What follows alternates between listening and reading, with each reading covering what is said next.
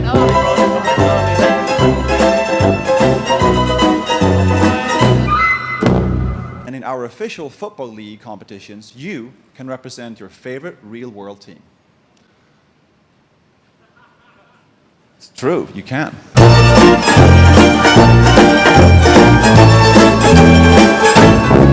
Once upon a time in a galaxy far, far away, a certain game was taking over the online scene, and that game was FIFA. Not just by the actual game itself, but by the community that created the game on YouTube, on Facebook, on so many platforms.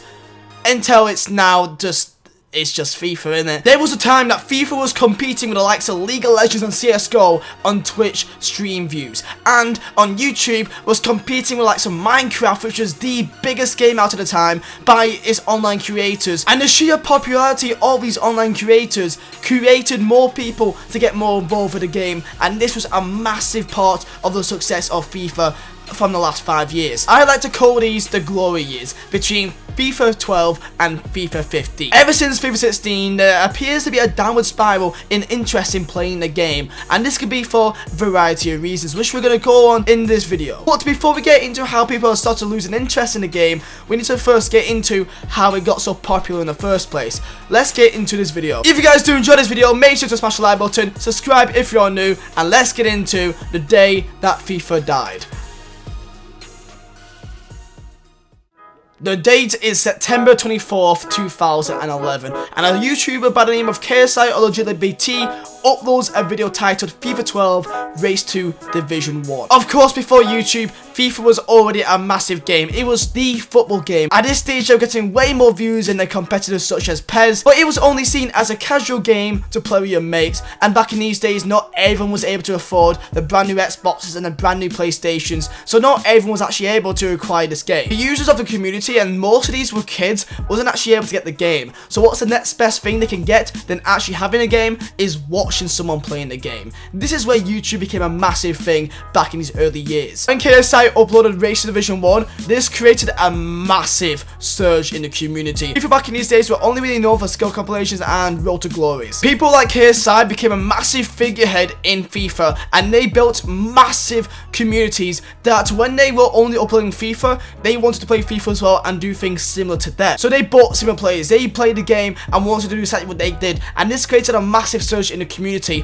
and YouTube with FIFA was a massive reason of its success. Other people such as Rodashaw, Nepenthez, Bateson came into the scene as well, and even to this day is still part of the community. However, there's been reasons of why FIFA's dropped down and why their interest has dropped down also. And by the end of FIFA 13, there was a trend in a YouTube community that sparked a massive influx of users being involved in the game, and this was by pink slips and wagers. If you guys aren't aware of pink slips, this is when a content creator or just a normal person puts a player on the line like a Ronaldo, and the other competitor doesn't have to put anything on the line. So that means if the competitor loses, they don't have to give anything away. However, when the creator loses, then they have to give them away their Ronaldo. And this was a massive turning point because who doesn't like free stuff? So when more people found out that you could get free Ronaldos and free coins for pretty much beating just these online creators, that got them not just involved in the game, but also involved in the community. This trend continued from late FIFA 13 to early FIFA 15, and this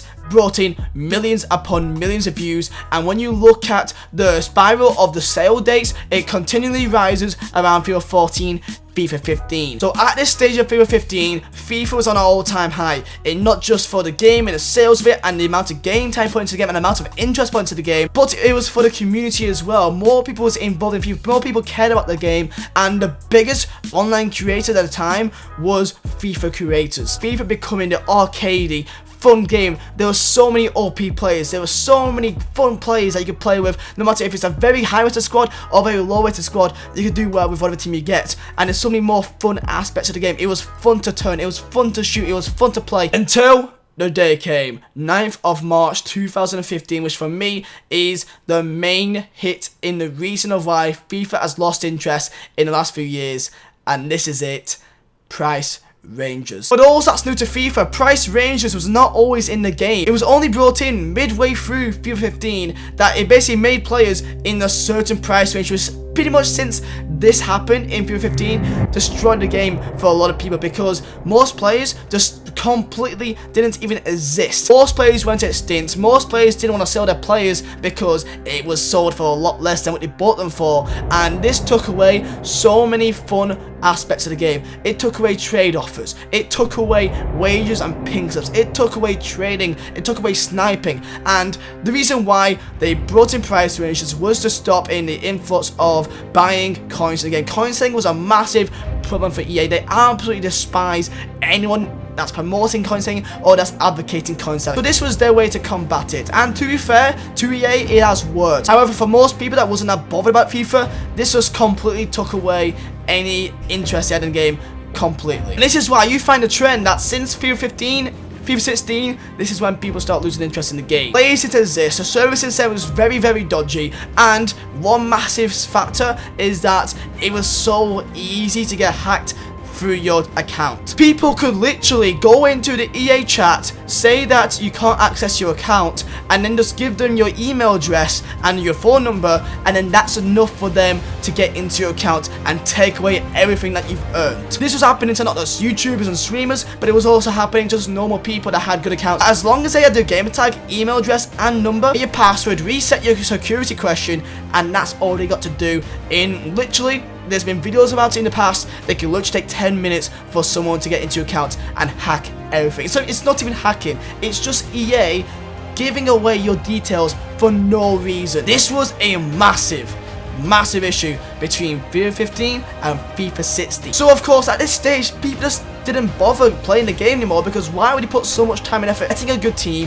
getting the coins, building up your squad, just to get hacked in the space of 10 minutes because the EA chat is absolutely retarded. And then came the next big hit for FIFA, and that was the change from the Ignite game engine to the Frostbite game engine. And this is why. When EA first introduced Frostbite, it was brought in as a massive change to the game. It's going to be so much better, so much more realistic, and yes, to be fair to them, it does look a lot better. It looks a lot more realistic, the game faces look better. However, this did not improve the gameplay at all, and ever since EA has introduced this gameplay, it has made the servers so inconsistent that it's almost unplayable. At this time 2 years ago, when EA first introduced the concept of FUT Champions, this was a very exciting thing for the community. It was a way to make coins and to end up building your squads and get good rewards without actually putting money into the game, which is a brilliant concept. However, the fun of the game begins with the gameplay, and when you have gameplay that is inconsistent and servers that are continuously bad and has been terrible since the dawn of time,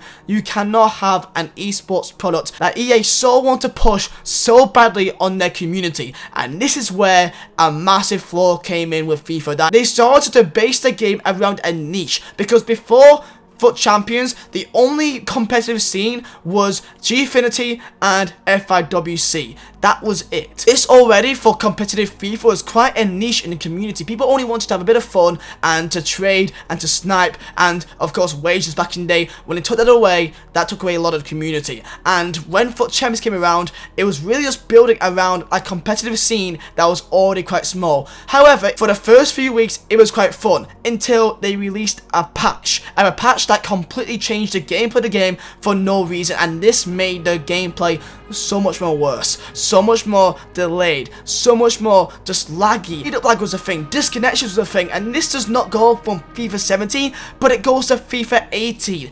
FIFA 18 alone, the first week was brilliant until EA yet again released another patch that completely changed the mechanics of the game and made it less fun for no reason. So when a community just gets a new game, starts getting used to the new game, and then in a week's time has the game completely changed for no reason, you can understand why people will get fed up. Don't get me wrong, FUT Champions is an amazing concept, it's an amazing mode because it gives people the opportunity to make coins and to get a good team without having to put money into the game. So guess what? What happens when you have a game that is continuously buggy, that changes day in day out? When you play one game of FIFA FIFA, which is different to the next game, just due to the gameplay is faster or slower, more delayed. This makes no sense. And then guess what? When you have the competitive scene purposely avoiding each other, playing on 4G data so that they can easily just quit out games and not get a loss for it. In the most competitive scene on FIFA, which they're pushing so hard, it makes it into a joke. EA right now are getting good sales for FIFA because, of course, it's football.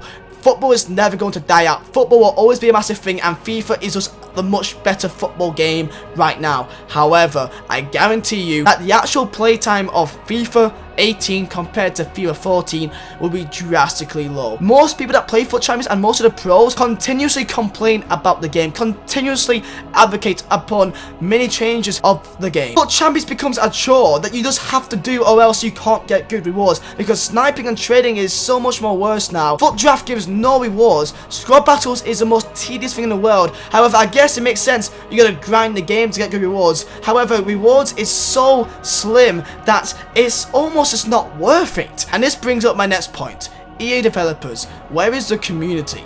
With EA, they have the main account, however, they never give us any information about who is the actual developers of the game. And that's because very rarely the actual developers contact and have interaction with the community. There's no link within the community and with developers. And the one or two developers that do actually have a Twitter, they only ever contact the EA certified people of the game, like the Batesons, like the Spencer Owens, like the Castros, and that's none of the influencers' fault. However, EA and the actual developers never actually really contact the community. The only way they actually do contact normal people is through a generic tweet, which does nothing, because to actually contact EA, it's the most tedious and it's the most hardest thing to get your head around. It's so hard to actually find, to actually get involved with EA. And there you have it, lads. Going through 6 or 7 years of FIFA becoming the arcadey fun game. There were so many OP players. There were so many fun players that you could play with. No matter if it's a very high rated squad or very low rated squad, you could do well with whatever team you get. And there's so many more fun aspects of the game. It was fun to turn. It was fun to shoot. It was fun to play.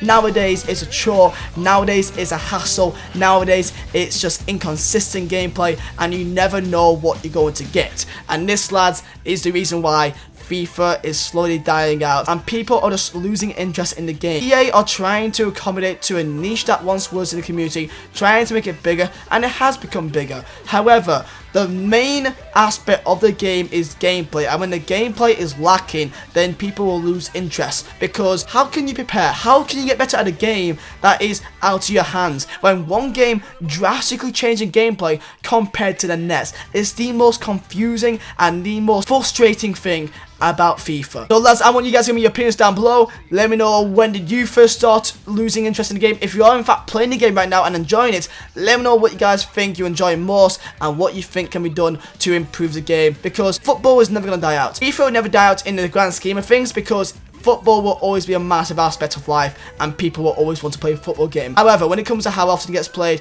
it's getting drastically low. So if you guys do enjoy, make sure to smash the like button, lads. Subscribe if you're new, and lads, thank you guys for watching. My name is Vizeh. I'll see you next time.